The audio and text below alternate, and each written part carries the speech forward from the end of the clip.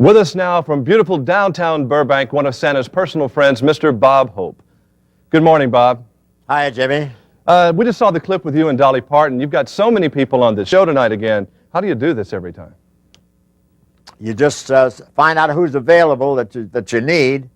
And we were lucky. You know, we got Don Johnson and then, of course, Orel Hershiser and Florence Joyner Griffith. It's great. And we have the Rose Bowl Queen every year, and then we picked up the Orange Bowl Queen and the All-America football team we have every year. So we almost had too much show. They almost edged me out because they cut my monologue down a little bit, and I don't like that. Olympian Florence Joyner, I understand, is going to stop running and become an actress because of you. Is that right? Oh, she is so great. She is so great. I went jogging with her, and she had to carry me back. How about playing the part of Tommy Lasorda on the show? What kind of casting is that? No, it's nothing. Just a little padding.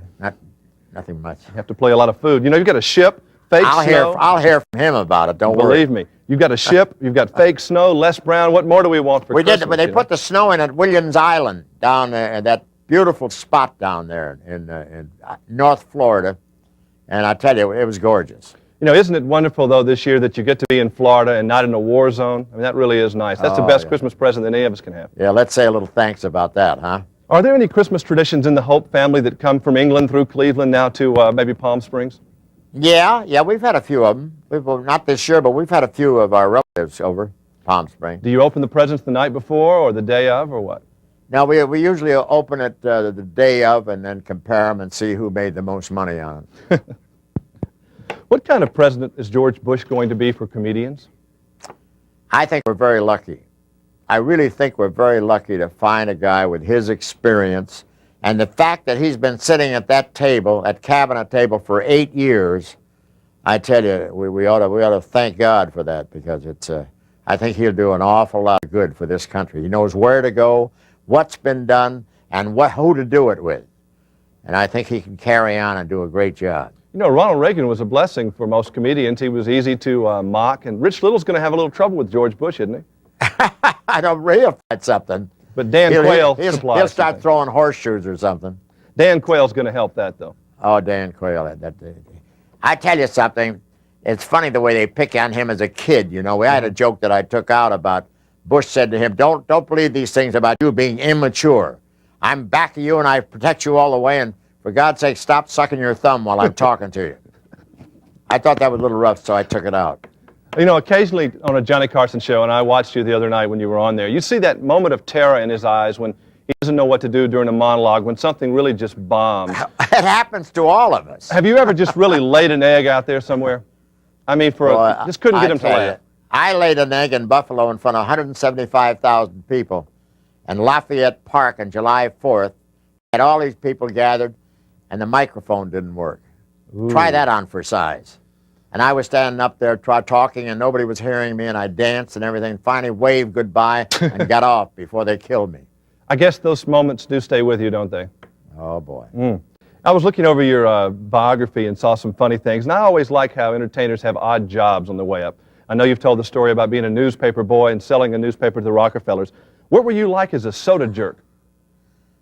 I don't think I was a soda jerk. I was a delivery boy for a drugstore. Well, they claimed in your NBC biography here, and I know they wouldn't lie, that you were you worked at a soda fountain.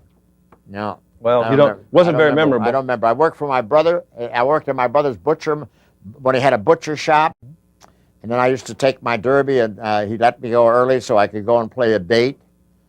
And when I was breaking in my act, but I don't remember being a soda jerk. I really don't. But you were an amateur boxer. How seriously did you take that career? Well, you know, I don't like to talk about that. It's sort of it's one of my sadder moments. But you had a good name, Packy. I like that. That name was a little rough for me. That scared me. Yeah. You know, I was looking at jobs that entertainers sometimes go off into, and Johnny Carson went from a game show to a talk show. Did NBC ever want you, prior to Jack Paar, to maybe be the host of a talk show? Would you have ever wanted to do that? No. It would have been a natural for you. Well, maybe so, but I enjoyed they signed me out of pictures when I was doing big in pictures, and they made it possible for me to really enjoy life. And I like what I'm doing because it's tough enough doing 5 or 6 shows a year. And then shows like Geraldo, they might break your nose. Yeah, oh boy. And then we'd be out of business. He is too much. You heard the joke I got on. Did you see the joke about Oprah Winfrey lost 67 pounds? Right. And Geraldo tried to interview it? All right, I saw it. Merry Christmas, Bob.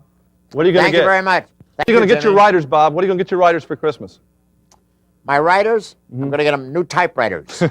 Funnier typewriters. Merry Christmas, Bob. We'll all be watching tonight here on Thank Channel you. 4. Thank you. Merry Christmas, and hope we have a lot more. Right.